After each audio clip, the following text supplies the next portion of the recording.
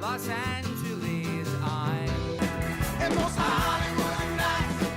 She goes to California, oh, California. What you say about Los Angeles? LA got the people saying,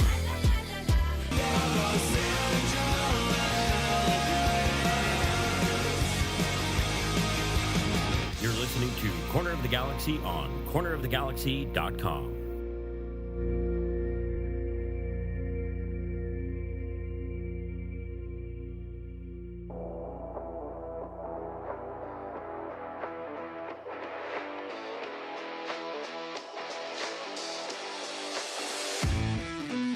It's time for another episode of Corner of the Galaxy from the Box, the show that gets you behind the scenes of the LA Galaxy and into the minds of soccer reporters and MLS experts. Your hosts for the day are Corner of the Galaxy's Josh Guesman and LA Times soccer reporter Kevin Baxter. Let's start the show.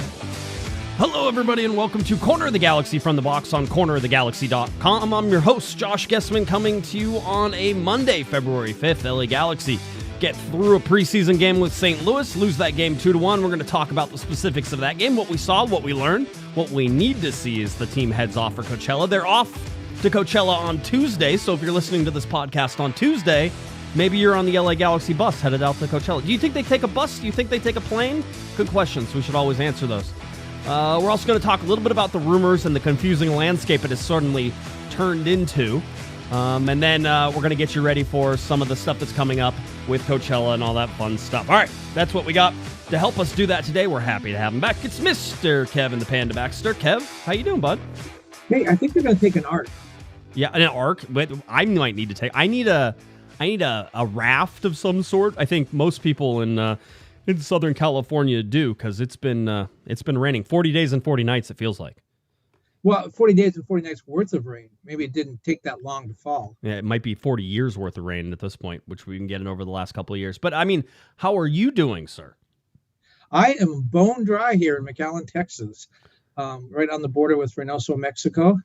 And I'm down here doing a border story. It does involve soccer in a little bit of a way. But I saw an old friend of ours yesterday, virtually, anyways, Chris Klein. Oh, I was gonna say somebody else, but that's okay. Chris Klein. What was Mr. Klein up to yesterday? Well, it was the announcement, as you know, of the World Cup sites for 2026, and he remains a co-chair of the local organizing committee in Los Angeles. And so he was on a Zoom call to talk about LA. As you know, they got 8 games will be played at SoFi, including the U.S. opener, which it was one of the games that they targeted very early on. The LA committee did that they wanted. They also have a quarterfinal. I think they have 2 games, 2 other knockout games. They have the first and third U.S. games. And the first game is the one they're focusing on. It's the opener of the tournament in the United States. And obviously it'd be a big game the first time the U.S. has played a World Cup game at home since 1994. But the one they were really focusing on is the third game. They'll play in L.A., go to Seattle for game 2 and come back, because the third game, as we know in group stage, always decides who goes on and in what position they go on. So that could be a big game. We're talking about 2026, though. We got a little bit of time. But I did tell Chris, and I was sincere. You and I have talked about this before. I think we can agree that Chris may not have been the best president in Galaxy history, but I really liked him. I still think he's a nice guy. I like Chris a lot. And I said that when he came on the Zoom call. I said, Chris, it's so nice to see you again. I haven't seen you for a long time. It's great to see you. You look great. And he appeared to be having none of that. Didn't think I was sincere. I was 100% sincere. Look, I can separate the fact that he wasn't the world's greatest president from the fact he's a nice guy. Mm-hmm. We always say that. We talk about that constantly, as a matter of fact, which is really, when you look at it, we can separate that between what you do and how you perform with like nice guys. And, hey, sometimes nice guys finish last, sometimes they finish first. All that stuff is certainly there. But yeah, we've always been sincere about that. But I'm excited for a lot of the Olympic stuff, right? I mean, or Olympics, the World Cup. I was thinking Olympics too, right? And that's coming too. Yeah, that's all right. Not too far away. But just the World Cup. I mean, this is going to be the last time the World Cup was here in '96. I was still pretty young. So I don't really remember it that much. But now that it's going to be here in the United States, I mean, listen, I think trying to get tickets is going to be a nightmare. I think all that stuff is going to be crazy, especially for any of the LA games, especially for any of the U.S. men's national team games. But I'm excited to see sort of what the U.S. can do with this tournament and how big they can make it, even if they picked having the final in New Jersey. A little surprising that I think it was in New Jersey, right? I mean, everything was pointing towards Dallas at one point. Well, and here's why. I actually wrote this, and I was kind of in the Dallas boat. I did say that New York was a candidate, but here's why I like Dallas. One is it's virtually in the middle of the country, which means that you can play a semifinal on the East Coast, a semifinal on the West Coast, and meet in the middle, and both teams have equal driving time. It has a roof. One of the things FIFA is totally spooked about is, if you remember last summer, about the time that the World Cup would be played, June and July, there was monstrous weather all over the country. It's always humid. In Miami, it's hurricane season. They're not going to go to Miami.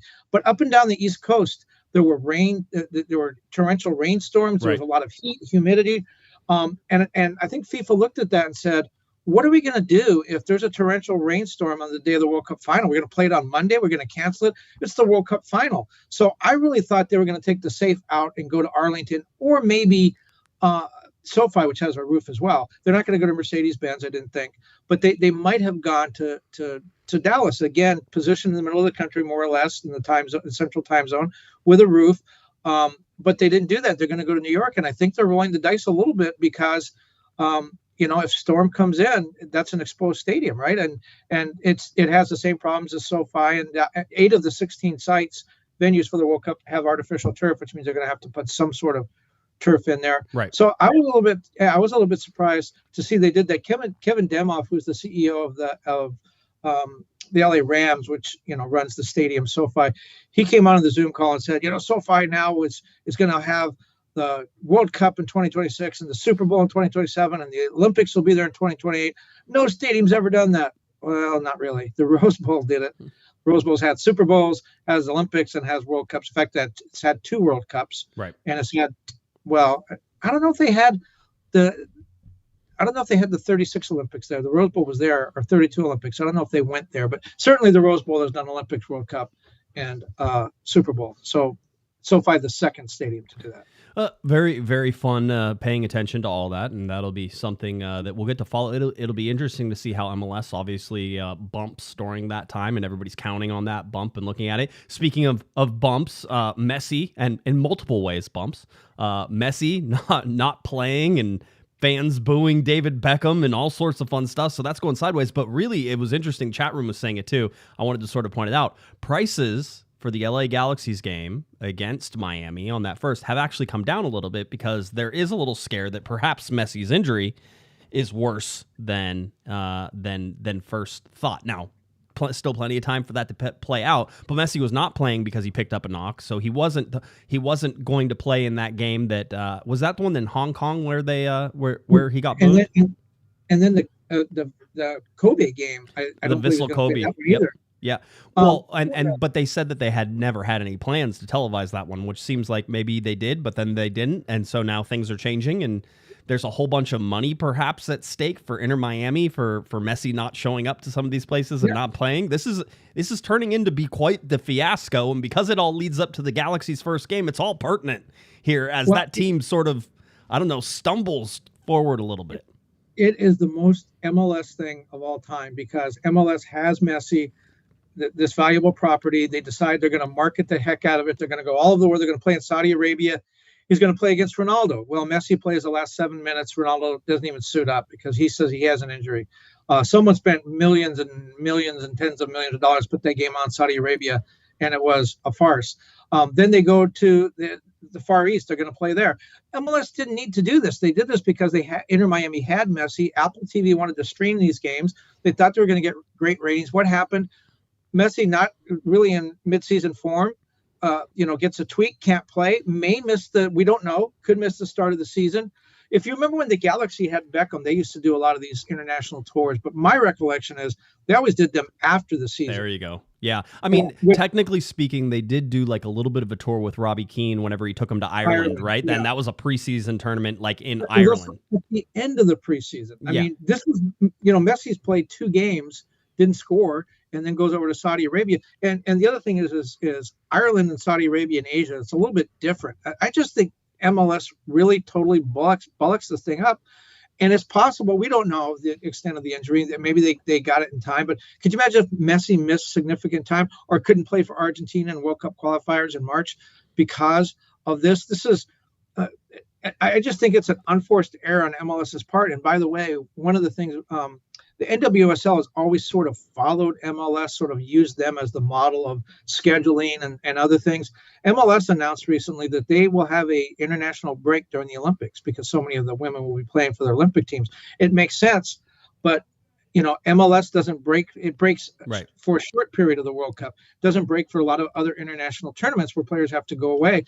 NWSL actually setting the standard for the way that this should be done. I think MLS should break from major tournaments like the World Cup.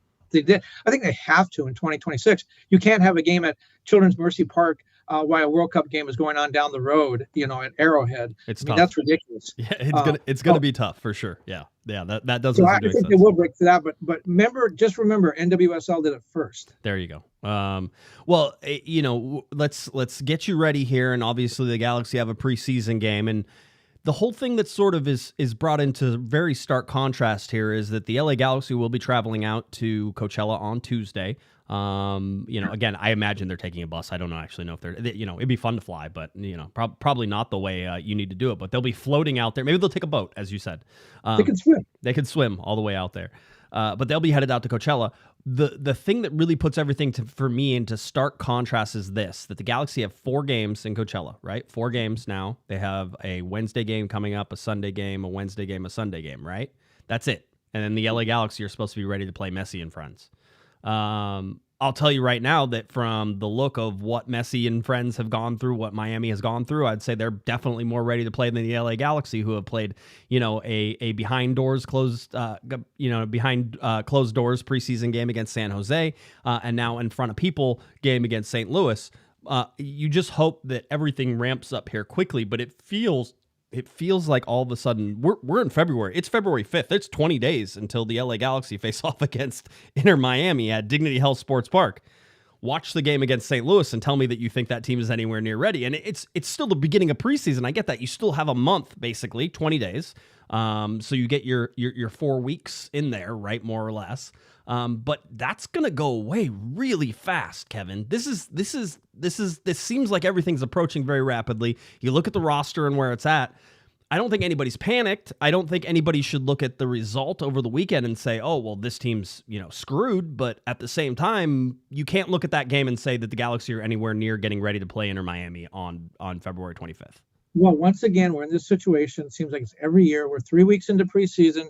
3 weeks away from the opener, and the team is not set yet. Gabriel Peck, the big offseason signing, is not here. Probably won't be here until around after Valentine's Day, probably, or around. Well, February 11th is the last game, right? February 11th is the last game for Brazil. So then by the time he gets done with that, heads to the United States, I would hope that all the visa stuff is already set and ready to go. I would hope they'd be doing that now. Yes. Right? You would hope all that stuff is ready to go. So whenever it's time, away he goes. He flies straight from that tournament to come back. And that's asking a lot for somebody who's probably been away from home for however many, weeks with that tournament. You probably got to let him go home for a couple of days. So I don't disagree with you. Valentine's Day is probably pretty close for his arrival. That seems reasonable.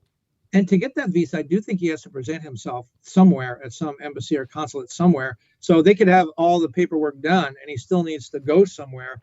And we've seen in the past that they've gone to Canada and other places, not just in your host country, wherever they can get an appointment.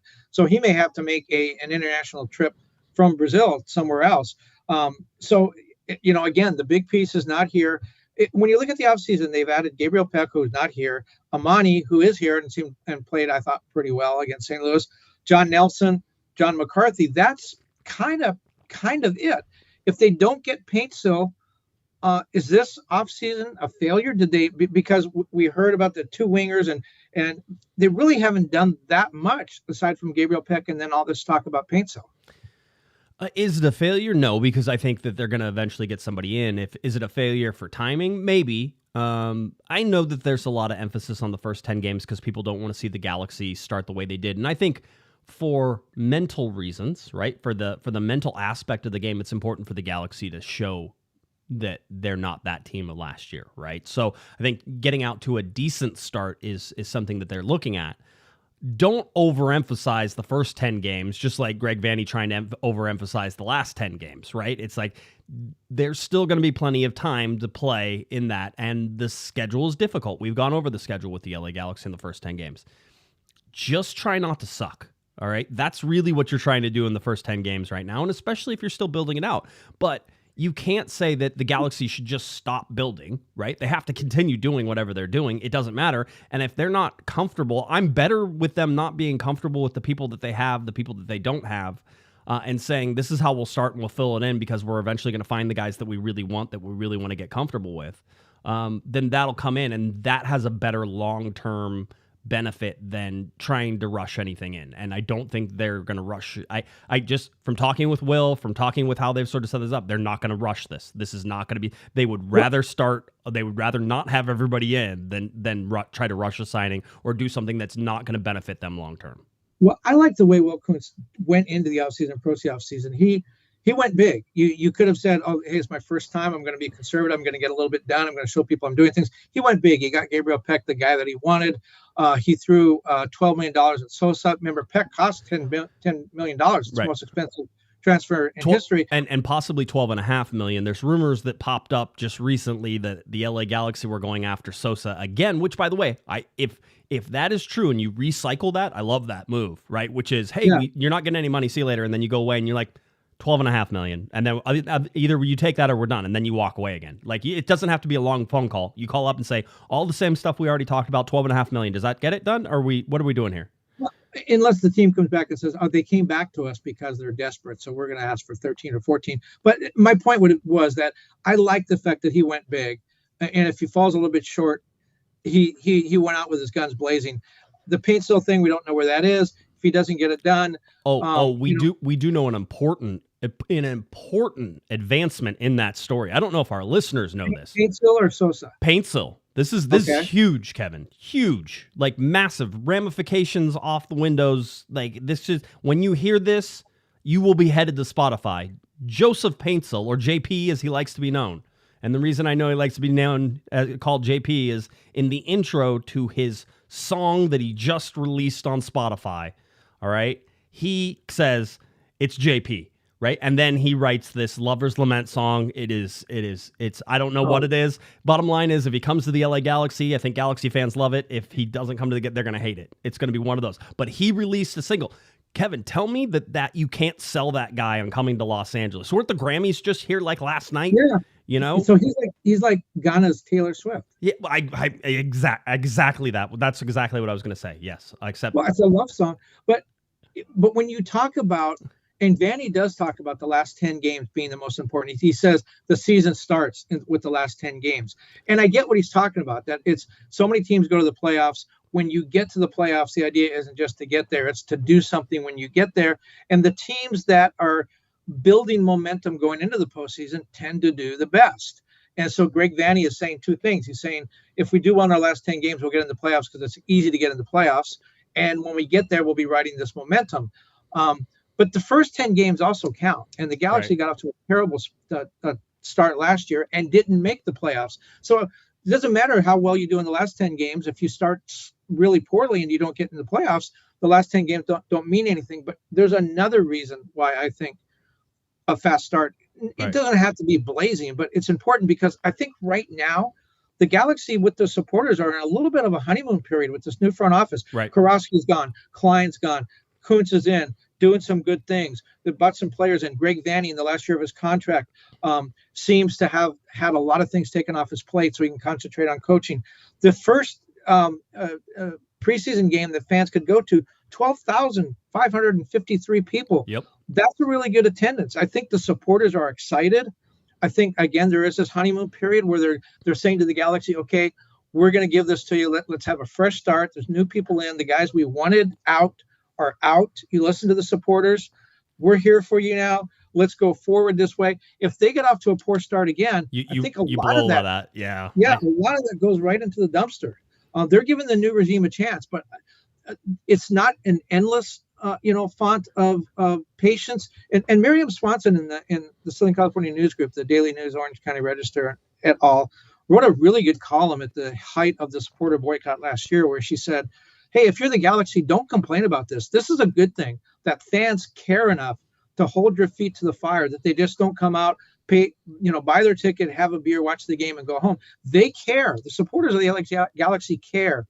And they have basically told the Galaxy and Will Kuntz, hey, we're willing to start over again with you. But if they get off to a bad start and look terrible in doing it, that patience is not going to be there. Can it's going away. Let's see if I can do this without getting demonetized. Let's try real quick. Is this JP? Oh, this is JP. I go by the name JP. See?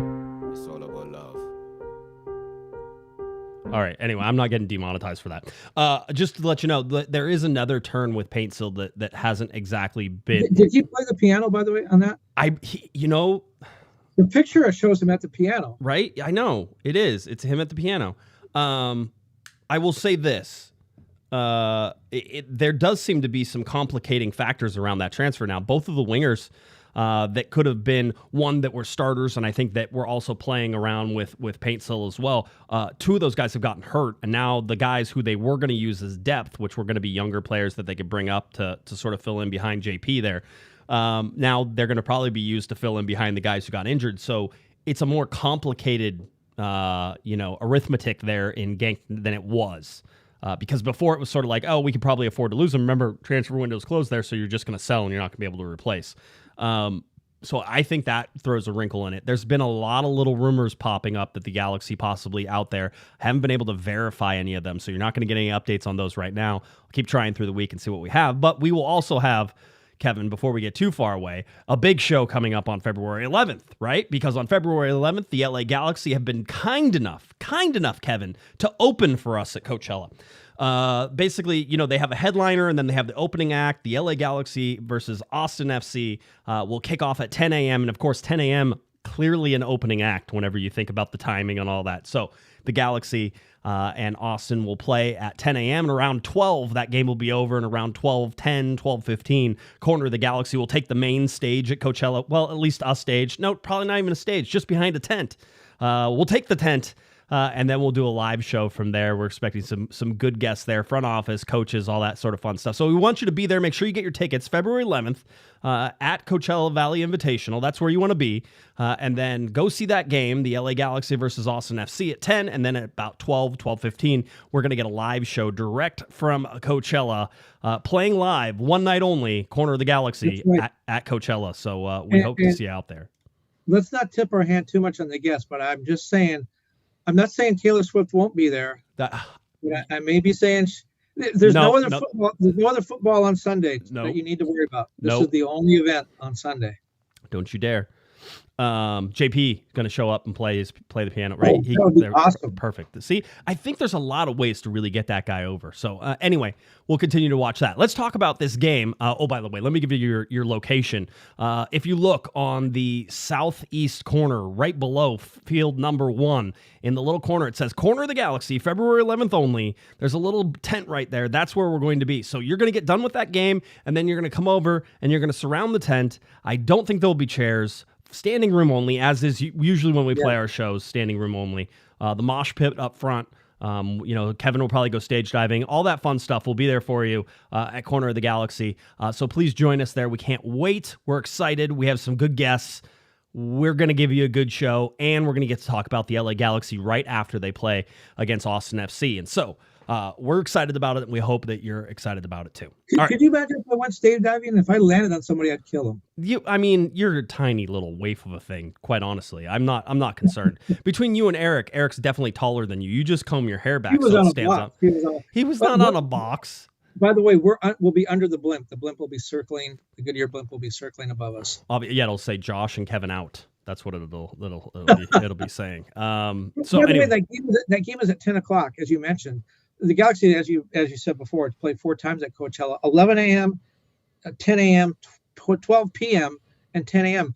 That just seems weird to me to play all those games in the morning. But as you know, they're going to be playing an East Coast team, so those teams will be on a different body clock. But as you said, it's training games, and the Galaxy generally train at 10 a.m. 10 a.m. So it makes sense. Yeah, I mean, I don't think that's going to be a problem. They do have lights out there. Some of the fields. They do, but I don't think any of the games are being played at night. I think everything is during the day because I don't think they want to mess with that. So yeah, there's. No, but Tom Brown told me that every team that's in the tournament gets a 2 fields. Some of them have lights, some of them don't. And if a team wants to train at night, they have the ability to train at night. They can switch with another team. But some teams do want to train at night because they want to get their players used to playing under the lights, I suppose. Right. Makes some sense. Let's get to this game against St. Louis. 2-1 loss for the LA Galaxy. Now, if you look at it starters-wise, 1-1 for the most part because the Galaxy were able to score early in that second half thanks to Diego Fagundez. But obviously with the youngsters in there, and there were 2 or 3 under U17 guys playing in that second half. So the Galaxy trotting out some youth. Doing some things there. And if we look at our preseason goal leaders, there we go. Wow, the numbers are massive.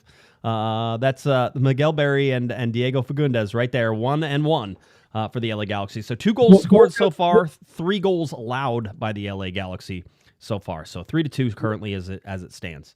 Yes. Yeah, that goals allowed again. You remember 67 goals last season, but both Berry and Fagundez have outscored Lionel Messi this preseason. I believe. Is that correct? So I don't know if he scored yet or not. I haven't paid. He's played more games. I was just going to say there was just an athletic report that says that Messi is hopeful that he'll play on Wednesday against Vissel Kobe. So that's your injury update right now for Messi. If you were looking for him coming against if you're an LA Galaxy fan and you are truly an LA Galaxy fan and you're not trying to sell your tickets and you're just trying to be like, hey, then you don't want Messi to play. If you are a fan of the spectacle that will be if he does, then you do want him to play. So that's something. I to think watch. everybody wants him to play. Maybe not score a goal, but you want to see the greatest player of all time. By the way, you mentioned the youth. Damien Calhoun in the Daily News had a good line on social media when he talked about the number of players on the field that were old enough to rent a car. They weren't ready. They were going to have to carpool at some point. I mean, you're talking about prime age players in soccer whenever you get to 25, right? So if you're 25 and you can rent a car, that's a lot. But I mean, how many Galaxy players are of prime age to be able to rent a car there? That's funny. The starting lineup for the LA Galaxy, missing some starters as we expected. One we didn't expect, that was Dejan Joveljic missing this game. He picked up a hip contusion or a hip pointer injury. Basically, Vandy said he was day-to-day, just had to manage through that pain, and they expected that he would be back and back in Coachella. And so there's a good chance that you might even see him playing on Wednesday whenever the Galaxy take on Charlotte at Coachella, the first game of Coachella. And remember, all of those games, LAGalaxy.com, as was this one as well. So great coverage for all this stuff. Your starting lineup, you had Bond, you had Yamane, you had Yoshida, you had Mavinga, you had Aude. All right, so a back line of Yamane, Yoshida, Mavinga, and Aude. You had Cerrillo in at defensive midfielder. You had Delgado and Lepley. That's Tucker Lepley, right? One of the draft picks who's trying to fight and perhaps get a spot with the LA Galaxy. Diego Fagundez was there, Berry was there, and Cuevas. Interesting, Cuevas played on the right wing for this game, but Greg Vandy said don't get any ideas. Very, very clearly in the postgame, he said, don't get any ideas. He said that Cuevas is not going to play there, but it was either put somebody else in there and Cuevas only gets, 15, 20, 30 minutes there at the end to sort of play at right back, or get him 60 minutes, basically being able to play at that right half position or the right wing. It's that way he wouldn't have to worry so much about defending, but could still play. And Cuevas had the assist for Diego Fagundez in that second half. So some interesting little things that sort of came out here, obviously missing from this lineup, Kevin. You had guys like Ricky Puig. You have guys like Gaston Brugman, Jalen Neal, right? Still a lot of guys who are missing there. No Caceres yet as well. So there's still a lot of talent that the LA Galaxy aren't playing. Puig, Brugman, Caceres, Neal, Joveljic, right? So you're missing that. Plus you're missing a designated player in Gabriel Peck, who's not there yet, and you're probably missing another designated player on the other side. But you can't count on him until he comes in. So a guy that was certainly had a lot of focus in this game would be Diego Fagundez. Now, we talked last year, Kevin, about Fagundez and sort of his transition from Austin over to the Galaxy and how that was a rough time, just had a baby, he's been living at a hotel. All of these things sort of had popped up for him that made coming to the LA Galaxy difficult when it did. I think a lot of people would look at him and say he was out of shape. and he wasn't quite ready to play whenever he did come in. And so there was a lot of questions because Diego Fagundez is making close to $1 million for a salary. And so what are you going to get out of him this year? One of the things to look for in this game was just his quickness, his ability to run, his ability to take guys on, his ability to find the game, do the different things. This is why when we talk about the LA Galaxy having a versatile midfield, right, where you can change a lot of the pieces. We've talked about DP wingers possibly also being able to fill in at forward, right, Kevin? We've talked about, Dejan Joveljic, if he doesn't get off to a good start, that it doesn't necessarily just have to be Miguel Berry who comes in. It could be one of the wingers. It could be Gabriel Peck who comes up and plays some of that forward, although that's not really his strong suit. But if they're getting another winger, somebody who could also fill in, one of the reasons they're going to have that versatility looks like Diego Fagundez can fill in at almost any spot across that midfield, including for like the 10s like Ricky Puig or Gaston Brugman, but also on the wings. And in this particular game, you got to see Fagundez showing a little bit of that versatility, and being that there was almost no midfield for the LA Galaxy in terms of starting caliber midfield, which should worry you, but it is just the second preseason game, so maybe not. But because there's no midfield sort of sitting there, Diego Fagundez was asked to do a lot, and I think he was rather successful at that. For me, the biggest thing was looking where he was trying to pass, looking at his quickness, looking at his overall speed. He looks like he's in shape. He looks like his mind is working well. He looks like, he said afterwards, this is a system I'm so comfortable in. He goes, so I'm just having fun out here, which is a great thing to sort of put in his mind, go out and have fun for Diego Fagundez. Said it was the first time this week that he slept in his own bed in his house. He has a house now. He has a bed. He's been living in hotels. He goes, it's starting to feel like home. That's the sounds of a guy who are getting settled. And for what they're going to ask Diego Fagundez to do this year, Kevin, which is be a jack of all trades, be able to fill in at a bunch of positions, because I don't think he's necessarily a starter, but I think he's going to have a chance to get a ton of minutes this year. Could be one of the most important pieces the Galaxy have. Well, I think this is a real opportunity for Fagundez with, the designated players are expected to get the two wingers. That's his position. They've said we're signing DPs at your position. This is his opportunity, his best opportunity to get a really good look and to show what he can do and leave a good impression. And I think he definitely did that against St. Louis. This is a guy with a lot of MLS experience. He's a really, really good player. I don't have any problems with him starting if they don't land the two DPs they want. I think you're absolutely. I think he could be a February 25th game day starter because they may not have somebody who they need. And this is his opportunity. I mean, he could have come into camp and said, "Look, you're going after guys for my position. You're replacing me. Well, screw you. I'm under contract. You got to pay me anyways. I'm not going to hustle." That's not the way he came in. So credit to him. The other guy, Miguel Berry. I mean, we're already seeing, they've gambled and said Joveljic is the guy. He's right. Our target striker. There's nobody. Billy Sharp is gone. There's nobody behind him. He's the guy. Well, Miguel Berry is the guy behind him right now, and Miguel Berry is getting a chance to play. I don't think he replaces Joveljic, but I think if he plays well, I think Vanny would be confident to say, you know what, Dejan, you're back on the short leash again if you don't produce in the first few games. But the bigger issue for me is we're in preseason, and Joveljic has already got an injury that is the kind that is going to come back and could come back and bother you, like Jalen Neal's groin. It's one of those injuries. It's not like a twisted ankle where once you heal it, you're fine. Those soft muscle injuries can bother you for an entire season, if not an entire career. Now, this is something you got to watch, and I think Miguel Berry, it behooves him right now to step up and to say, "Hey, Dejan's not ready. I'm your guy. I can do this." Yeah, it's the Joe Tutino was on the broadcast on LAGalaxy.com, and Joe was very pointed in saying the Galaxy really focusing on defense so far in preseason. Really haven't looked a lot from the offense. It feels like Greg Vanny and the team is sort of sitting there saying, listen, we may not have our midfielders and our strikers ready, 100% whenever we get ready for the first game, but we need our defense to be that because we have all the pieces for that. Same with the midfield. I mean, I saw the defensive issues. Certainly Mavinga on his side is a question mark. I think Aude in this particular game, again, is a question mark. Julian Aude has to come out and show, Kevin, that he belongs as the starter at left back. Because if he doesn't and he falls or falters, the Galaxy are asking a lot from Nelson, who comes up behind him on that backside. He's not going to he shouldn't be an everyday starter. Aude has to prove that the Galaxy spending money on him was a good thing.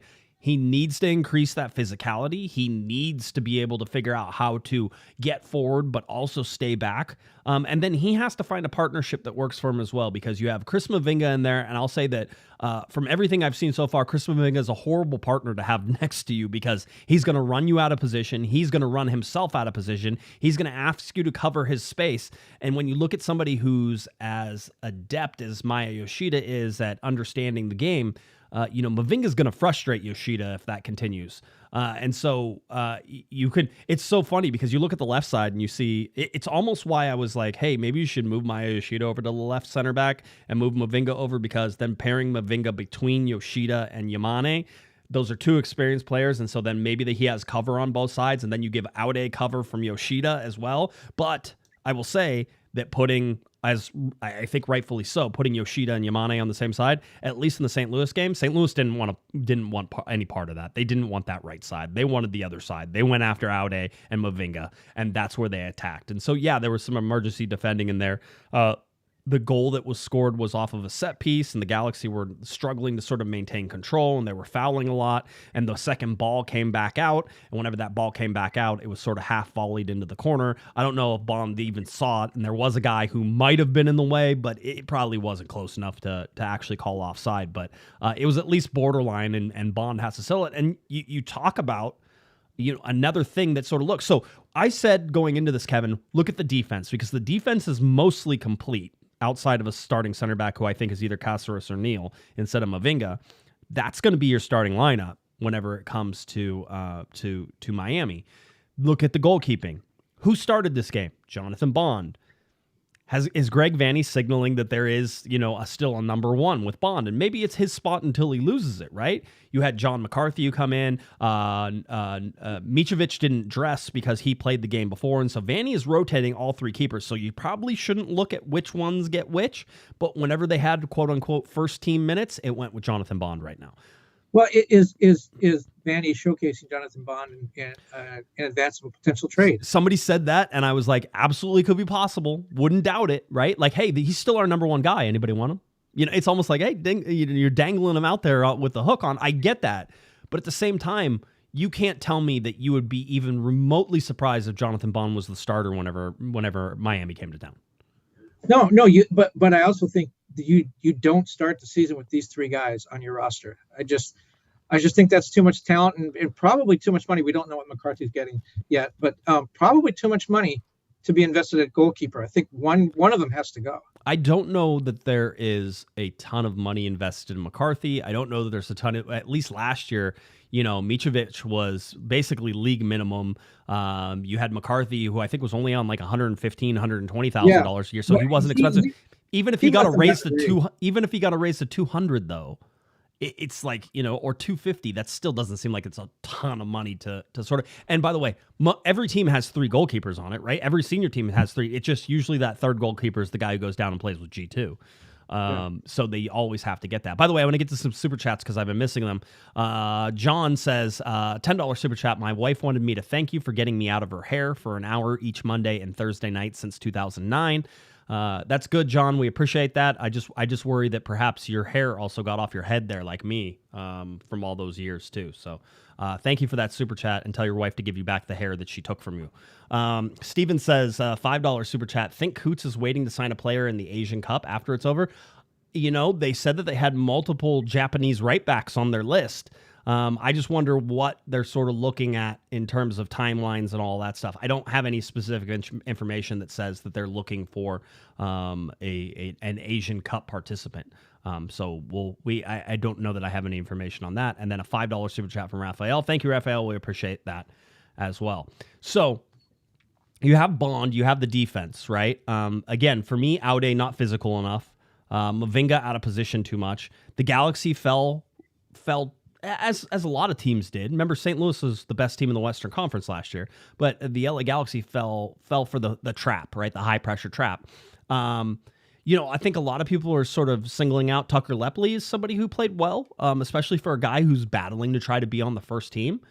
Didn't look out of place, Kevin. I would have liked to seen him get rid of the ball a couple more times. Vanney said he wanted to see sort of him looking and trying to exploit space whenever he could, actually going forward instead of just laying the ball off. A lot of times for younger players coming into Major League Soccer for the first time, it's like, I got the ball and now get rid of the ball. It's like, don't let it get on your foot for too long.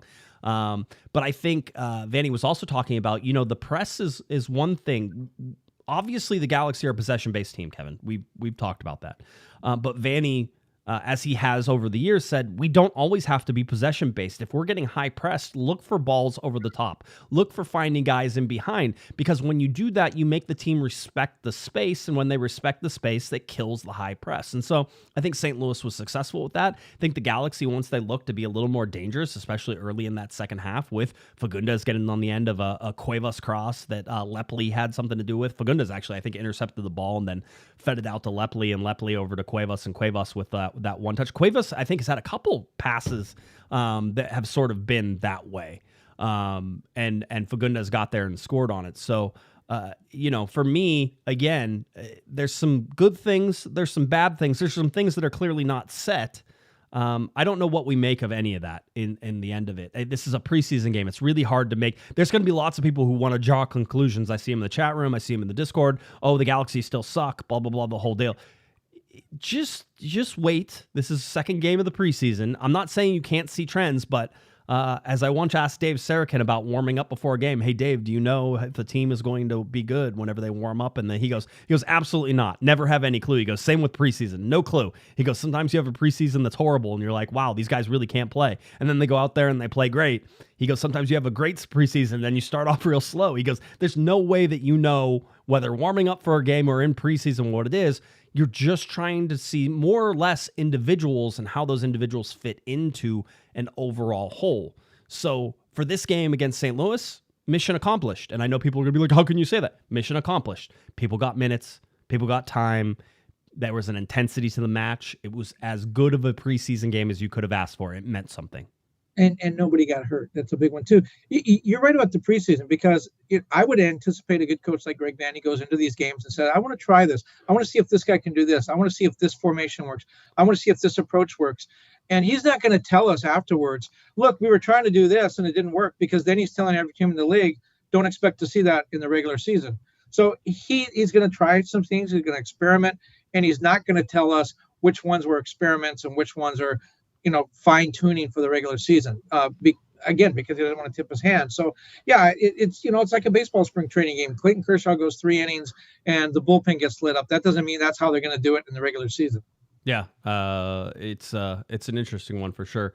I listened to all the post games and everything like that, and it's like, okay, well then this is what everybody's trying to see. I really liked Tucker Lepli in his post game was sort of saying how it was like a dream come true. He's just having the time of his life, getting out there and playing in front of fans and all that stuff. And you can imagine that. A guy who basically is from, I think, North Carolina, but playing for UCLA. And he said Los Angeles quickly became home for me.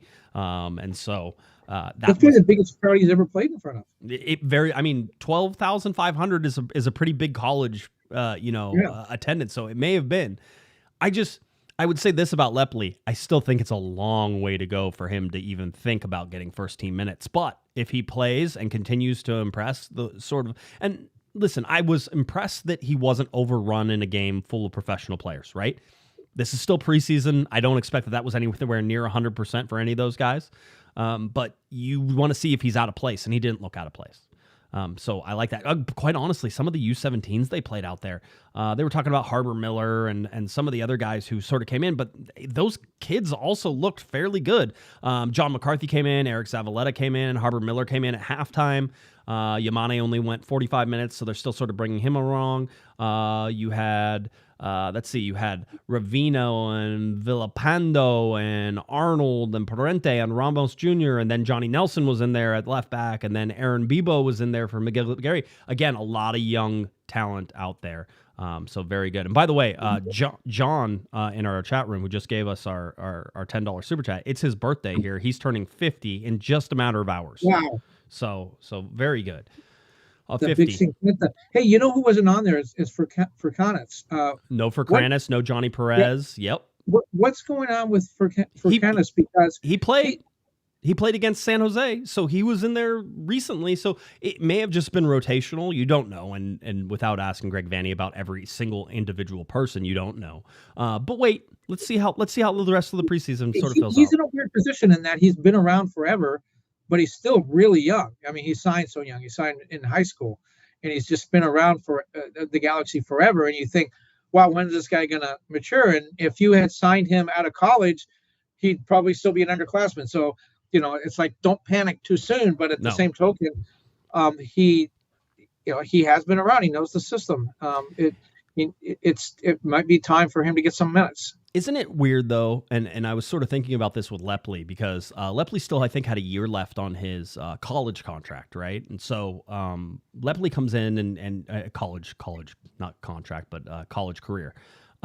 He comes in as basically a junior and comes in, but that the career paths and tracks are so much different for guys who go to college versus guys who like go strictly and stay within the academy. And I know we've been sort of focusing a little on the academy and the paths because the Galaxy have been selling some academy players and why that's important. And one of the things that was relayed to me whenever I was discussing this with some of the people at the Galaxy is like, first of all, with the academy, like, all those guys, if they're not going to play soccer and if they don't continue, they're still going to college. Like, we're still getting them into college.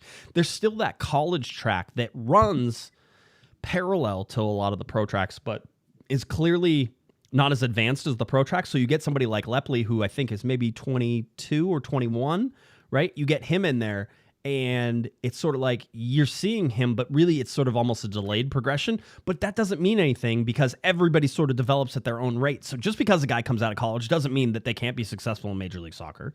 But it usually is a little bit of a delayed sort of track that you get going through college versus going through the professional ranks. Not good or bad either way. It's just different, and you need to acknowledge that when you look at these different players. Well, and you're right talking about these guys that decide to go the academy system. Sign as homegrown player. I was talking to Cameron Dunbar, as you know, a couple of weeks ago, and I asked him that. It's like, you didn't go to college. You're still a young man.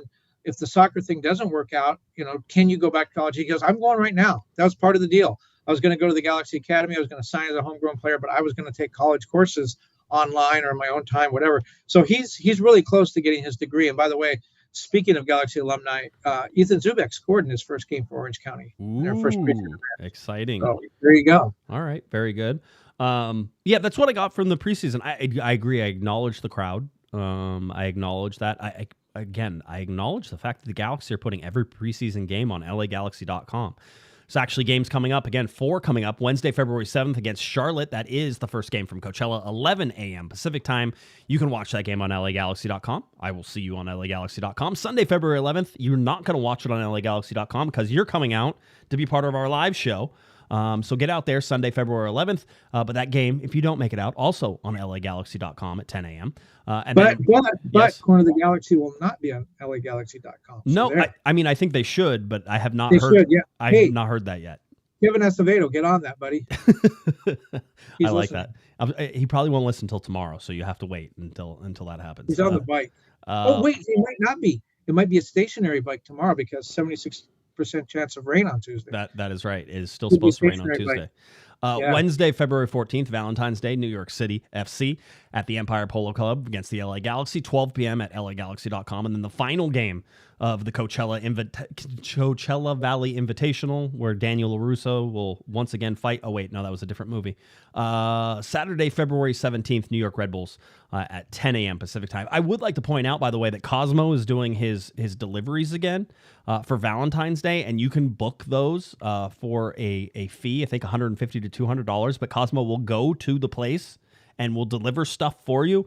And if my wife was even a little bit of a fan, if I hadn't have driven any fandom out of her, I would get Cosmo to come deliver my wife flowers for sure. In fact, I'm still thinking about doing it just because I want to see Cosmo at my house. That's really the reason. No, so you have to pay for the flowers and for Cosmo to deliver it. Yes, all that stuff. But it ends up being a donation to the LA Galaxy Foundation. So there's worse things in the world you could waste your money on, right? So I'm sure those flowers are only $15, right? Isn't that how much flowers cost anymore? Well, I was just wondering if he could do DoorDash.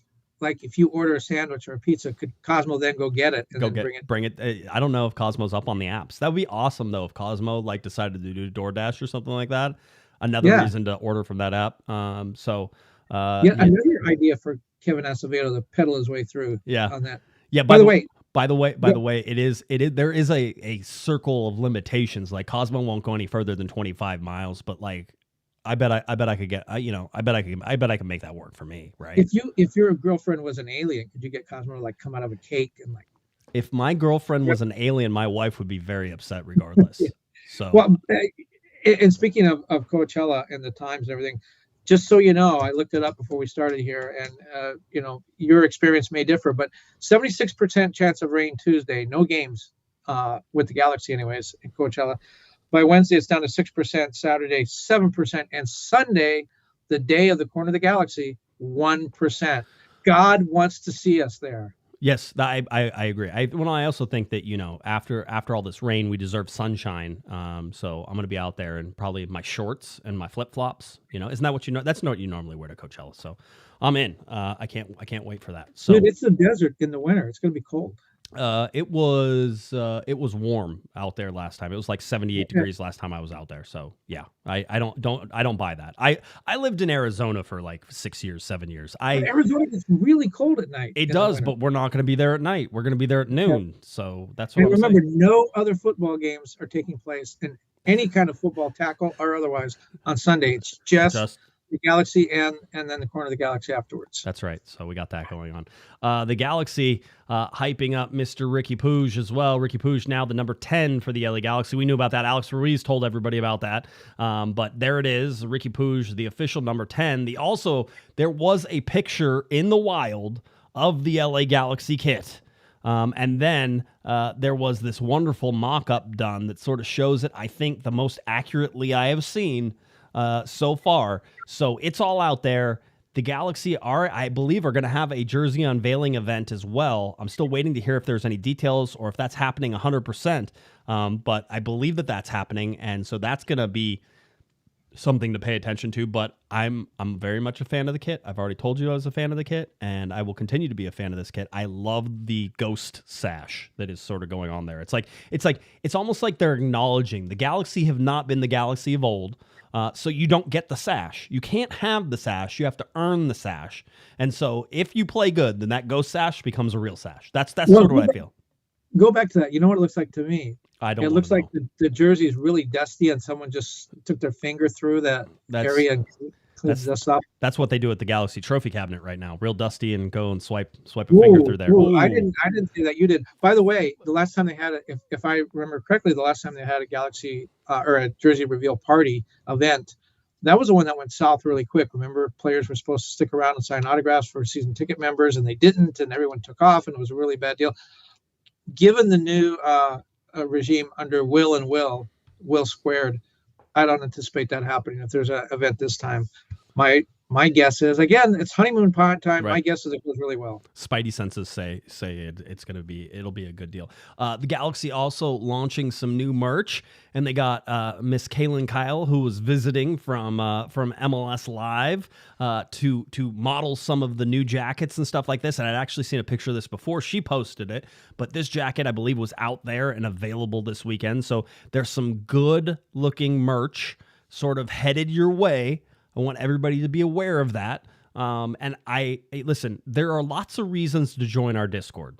Okay. I know. And yet some of you are like, I'm not a Discord person. Listen, the majority of the people in the Discord are lurkers. We know this. Okay. There's over 1,200, 1,300 people in that Discord, right? There's like 10 of us who are active all the time, and then we just yell at each other. That's not true. There's more than that, right? But there's lots of people who are active in there, but there's a lot of lurkers. One of the main reasons you should be in the Discord is that we do have people from the LA Galaxy who pay attention to our Discord and can answer questions and even solicit sometimes information about stuff you want to see. What do you want to see from merch? What do you want to see from this? What do you want to see from game day experiences? We have one of our members in the Discord is on the fan council. We have a fan council channel. Fan council channel. You have to say it slowly. Easy for you to say. Yeah, I know. you can go to that channel and you can talk to the people who are in the fan council and be like, man, I'd love to see this. And listen, most of your ideas are probably going to be crap, and that's okay. But one or two, you throw them against the cupboard, they stick, and you're like, that one's done. That's the one we need to go with, and it could be your idea. So there's lots of reasons to be in the Discord, mostly for my charming intellect, and I swear on the Discord if that makes people happy. I don't know if it does or not. But go to the Discord, head on over there, and you will get, I think, some fairly active conversations in there. So absolutely should check it out. So please head on over to the Discord. There's a link posted on every podcast that we put out. We put a link for the Discord there, so go and do it. I'm trying to think. Is there anything else that you sort of wanted to touch on, Kevin? I don't want to go too long. We're not going to sit here and lament all of the myriad of possibilities in terms of the transfers right now, because I don't have any information to tell you whether you should trust those or not. But we will effort behind the scenes, and maybe on Thursday I'll be able to do that. And if you think about it, Kevin, we have a podcast on Monday, but the next time you and I get together will be Sunday, right after the LA Galaxy game. So this is it for you and I. This is the last collaboration we have, and then live show. Well, yeah, and Will Kuntz I don't want to give that cat away yet, but Will Kuntz may be one of our guests, and we'll be able to ask him point blank, where is Joseph Paintsil? Where's JP? Did you have anything to do about the song? Without you as a song, was he writing about the Galaxy? Oh, you don't know. I hadn't got there. He could play the national anthem on the piano before the first game. I'm all for all of this. I'm ready. I want Emma Malia to come back, or Emma, whatever it was. Yeah, I know. She's probably like 30 now. It feels like that was a long time ago. Yeah, it was, but she's still probably really short. Yeah, but you'll be taller than somebody. Will that make you feel better? Yeah, that's why I like her. Okay, that's why I like her. Very good. The LA Galaxy getting ready to head out to Coachella. Head out on Tuesday. Wednesday they play against Charlotte FC. That game 11 a.m. LAGalaxy.com. Sunday, February 11th, which is the game that we will be live after against Austin FC at 10 a.m. No umbrella needed. No umbrella needed. Corner of the Galaxy live around 12:15. LAGalaxy.com, where you can watch the game. Where you can watch the live show, well, it's probably not going to be broadcast live, so you're going to have to be there if you're going to enjoy it. Otherwise, you'll just have to wait for the recording on that. So that's it. That's all we have. Kevin, anything else you want to talk about? Yeah, now that you brought that up, so is the Sunday live, if you're going to post it later, is that going to be the Monday show? We're going to do a double header, back-to-back shows within a 28-hour period. I believe that the Sunday live show could probably fit in very nicely for the Monday night show. I don't think we need to do. It's going to take a lot of effort to put on that live show that we're doing. It doesn't sound like it, but if the number of guests are correct and the ability to transition through all that and talk about the LA Galaxy game, somebody's going to have to cart me home in order to get home in time. But I will. Just I will the Taylor Swift performance alone is going to take up a lot of that show. You're not allowed to say that. I don't want her to sue me. I just want her to come on the podcast. That's all. I mean, there's no reason why she should, but why not? We can have like a song competition, JP against Taylor. That sounds great. I like love it. Tracy Chapman, and last night at the Grammys. That was one of the good performances. Fast Car has been cycling through my brain all day. Ran to number one on the country charts. That's kind of fun to see. Was that with Luke Combs? Is that who that? Yes, he was. Yeah, and I think he's the one that had the idea to do that, and that was a great idea. It was a lot of fun. All right, that's it. We're done. Here we go. If you're looking for Mr. Kevin Baxter on Twitter or X, it's at KBaxter11. Head on over to LATimes.com for all of Kevin's wonderful soccer articles and anything else he covers. LATimes.com. Now mute your microphone so I don't have to listen to you for the rest of the time. It's like the first show every single time, I swear to God. All right, there we go. If you're looking for me on Twitter, it's at Guesman, at Galaxy Podcast, at Galaxy Podcast on Instagram. Cornerofthegalaxy.com is where you can find all that wonderful stuff. All right, that does it. Again, live show coming up February 11th after the LA Galaxy take on Austin FC. Get your tickets at CoachellaValleyInvitational.com, and we will see you out there. For Mr. Kevin, the Panda Baxter, I'm Josh, Pato Guesman. You've been listening, you've been watching to Corner of the Galaxy from the box on CorneroftheGalaxy.com. Have a great one, everybody. You've been listening to the Corner of the Galaxy podcast on cornerofthegalaxy.com. You can follow the show on Twitter and Instagram at Galaxy Podcast. And be sure to check out and subscribe to iTunes, Stitcher, and Facebook by searching for Corner of the Galaxy.